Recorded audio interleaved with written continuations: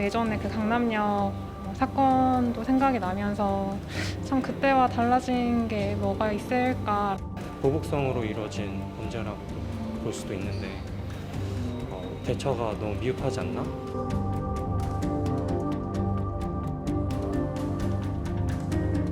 피해자한테 하실 말씀 없으신가요? 그저 죄송을 보냅니다.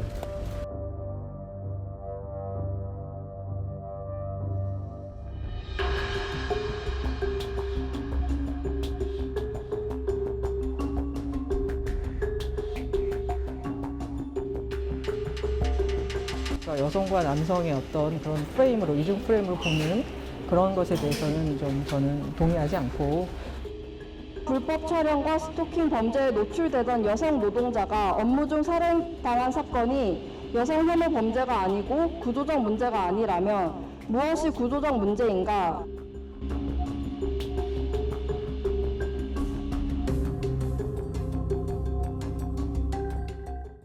네, 서울 지하철 신당역 스토킹 살인 사건이 있었죠. 그 이후에 더 이상 희생은 없어야 한다 목소리 큽니다. 이번엔 정말 우리 달라질 수 있을까요? 국회 여성가족위원장인 권인숙 의원 모시고 이야기 나누겠습니다. 자, 어서 오십시오. 네, 안녕하세요.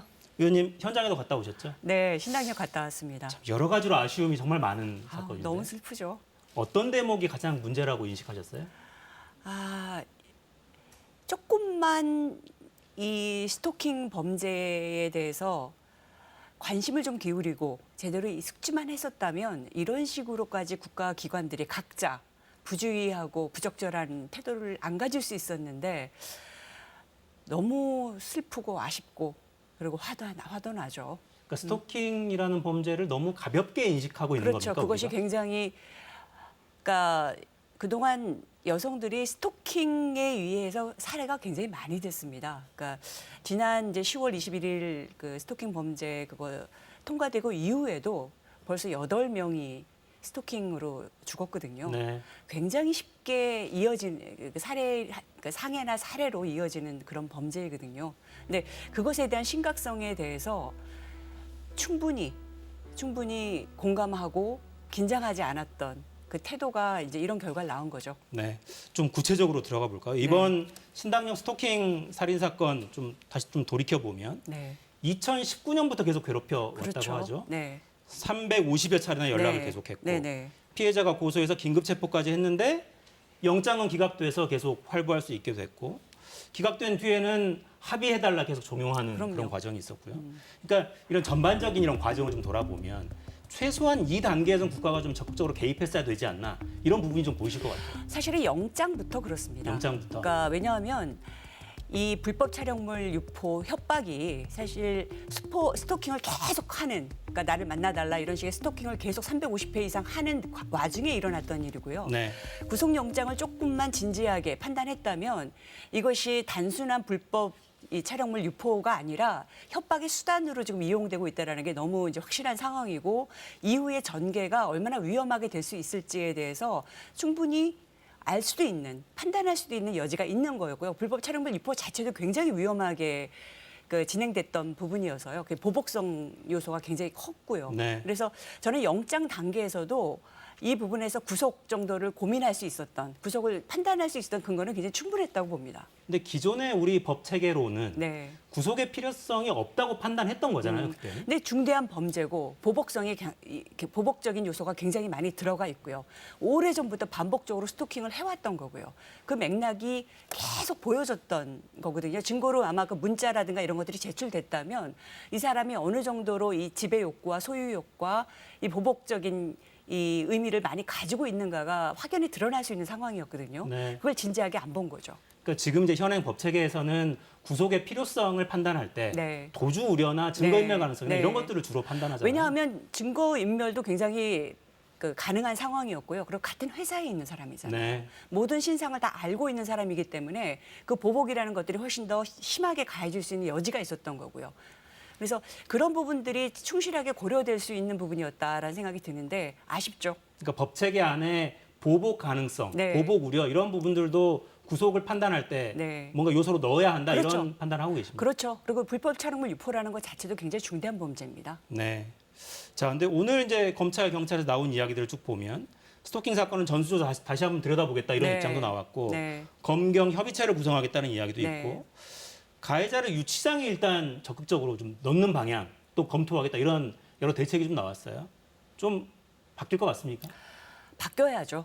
바뀌어야 되는데 이게 또 항상 우리가 많이 봅니다만 사건이 일어났을 때만 이제 확 달아올랐다가 네. 그 이후에는 또 굉장히 태만해지는 이런 요소가 있는데 이 스토킹 관련해서는 정말 그러면 안 됩니다. 정말 위험해요. 정말 위험하고 사실 그 2016년부터 2018년까지 여성들이 교제 살인으로 한 108명 정도가 죽은 이제 그 책이 있는데 그거 보면 거의 다 스토킹하고 연관되어 있는 보복성.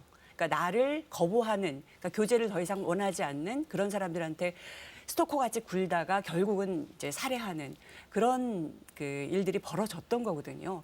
굉장히 일반적인 요소가 있습니다. 상해나 살인으로 가게 굉장히 빈번하게 일어나는 그런 그 유형이죠. 범죄 네. 유형이라고 볼 수 있습니다. 자, 지금 화면에 저희가 얼굴과 실명을 공개해 드리고 있습니다. 네. 경찰이 오늘 신상공개위원회 회의를 열어서 신상공개 결정을 함에 따라서 얼굴과 이름을 공개해 드린다는 점도 말씀드립니다. 네. 신당역 영무원 살해 피의자 31살 전주환의 신상을 공개하기로 경찰이 결정함에 따라서 이름과 얼굴을 공개해 드립니다. 네.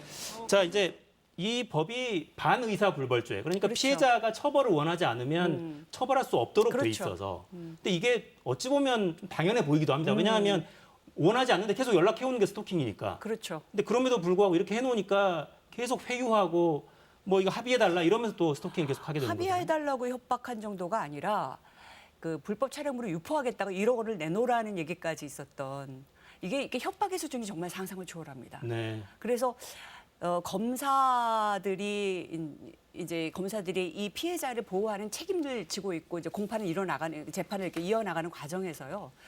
이 정도의 상황이 벌어지면 사실은 어떻게든 적극적으로 피해자 보호라는 행동을 취했어야 할 만한 일들이 너무 많이 근거가 있었던 네. 그런 상황인데 아무런 조처도 취하지 않은 거죠. 어떤 기관도 제대로 된. 반의사불벌죄로 돼 있는 네. 이 법 규정 자체도 좀 바꿀 필요가 있겠습니다. 그럼요. 반의사 불벌죄가 옛날에 이제 성폭력법도 그러니까 친고죄였잖아요. 네. 그러니까 그러면은 이제 피해자한테 모든 부담을 가해자가 이제 전가하면서 계속 그 합의해달라라는 요구를 하면서 거기서 온갖 협박과 이제 회유가 들어가면서 피해자가 굉장히 많은 피해를 입게 되는 그리고 그것이 위험한 상황으로까지 치달을 수 있는 그런 여지가 있는 거기 때문에 스토킹 관련해서는 반의사 불벌죄는 애초부터 사실은 들어갔어야 하는 그런 내용이죠. 네. 자, 오늘 대한변호사협회에서는 또 이런 제안했더군요. 피해자 보호 제도를 좀 개선하자 이렇게 네. 촉구하면서 피해자 보호 명령을 직접 법원에 좀 신청할 수 있도록 하자. 네. 구속을 기각해도 위치를 추적하는 등 조건부로 석방하도록 하자. 뭐 이런 요구를 해왔는데 이런 부분들은 좀 논의할 만하다고 보십니까? 논의할 만하죠. 이게 위험함이 굉장히 극단으로 치달을 수 있는 여지가 있습니다. 그러니까 이 기본적으로 내 뜻대로 그 피해자가 응해주지 않는 것에 대한 분노와 보복이라는 개념이 여기에 굉장히 많이 이제 감정적으로 얽히게 네. 되는 것이라서요. 그래서 이 판사나 여러 어떤 국가 기구가 관련되어 있었을 때 현장에서의 판단 이런 부분들이 긴급하게 많이 필요한 요소가 필요한 범죄죠. 네. 필요한 범죄죠. 자, 이제 여성단체 쪽에서는 이게 방향을 좀 바꿔보면 네. 이게 여성 혐오 범죄냐 아니냐. 여성가족부 장관이 혐오 범죄가 아니라고 발언한 걸 놓고 사퇴하라 이렇게 요구하기도 하고 네. 혐오 범죄냐 아니냐 이 부분이 중요합니까 지금 이 논의에서? 이 전형적인 젠더 폭력의 범죄죠. 이게 이제 디지털 성범죄도 들어가 있고 그다음에 이제 계속 협박하고 내 소유물 같이 이제 요구하고 네. 3년 이상 계속적으로 사귀어 달라라고 그 상대방의 의사를 전혀 고려하지 않았던 그러니까 소유물화했던 그런 범죄잖아요. 그러니까 그런 범죄의 밑에는 굉장히 성차별적인 여성 혐오적인 어떤 이 자신들의 가치 판단 가치관이 바닥에 깔릴 수밖에 없죠. 그래서 네. 그 요소는 분명히 있습니다. 그래서 여성가족부 장관이 굳이 이런 식의 굉장히 여성들이 많이 경험할 수밖에 없는 이 젠더 폭력과 관련된 범죄에 대해서 여성 혐오가 아니다라고 굳이 규정을 내릴 이유가 없는 거죠. 바닥에 다 깔려 있고 사회 문화 속에 그게 담겨져 있으니까요. 네. 그게 아마 깔린 발언이 아닐까 싶은데요. 이상훈 서울시의회 의원 발언 잠깐 듣고 이어갈까요? 미뤄봤을 때 좋아하는 친데 그걸 안 받아주고 하니까 여러 가지 이제 폭력적인 이제 대응을 남자 직원이 한 것 같은데요. 31살의 청년입니다. 서울 시민이고 서울교통공사 정도를 들어가려면 나름대로 열심히 아마 사회생활과 취업 준비를 했었을 우리 서울 시민의 청년일 겁니다. 그리고 피해자도 마찬가지겠죠. 너무나도 안타깝습니다. 네, 이상훈 의원 개인을 악마화하기 위해서가 아니라 우리 사고방식 깊이 이런 게 깔려 있는지도 모르겠다는 생각이 들어서 들려드렸어요. 스토킹 범죄에 대한 오래된 가장 잘못된 통념이죠. 좋아하는데 왜 안 받아줘? 10번 찍어 안 넘어가는 나무 없다는데. 그러니까 왜 안 받아주니까 저러지. 저 남자 참 안 됐다. 이런 식으로 생각하는 게 스토킹 범죄를 키워나가는 네, 굉장히 중요한 오래된 잘못된 통념이죠. 네, 시간이 다 됐는데 네. 여성가족위원회 위원장이시니까 네. 여가위 차원에서는 어떤 부분에 좀 집중하실 계획이십니까? 일단 피해자 보호. 그러니까 더 이상 이 피해자 보호라는 게 피해자의 부담으로 가는 것이 아니라 네. 가해자의 동선을 제한하고 적극적으로 이 피해자가 이런 범죄를 이제 고소했을 때 안전하게 이 문제를 해결할 수 있도록 국가가 돕는 그런 식의 다양한 이제 제도들을 저희가 이번에 이제 도입하려고 하고 있습니다. 네, 자 지금까지 권인숙 국회 여성가족위원장이었습니다. 자 감사합니다. 네, 감사합니다. 자 후속 입법 성과를 가지고 나중에 다시 모시겠습니다. 자 오늘 저희 준비한 내용 여기까지입니다. 자 내일 다시 돌아오겠습니다. 4시엔 사사건건.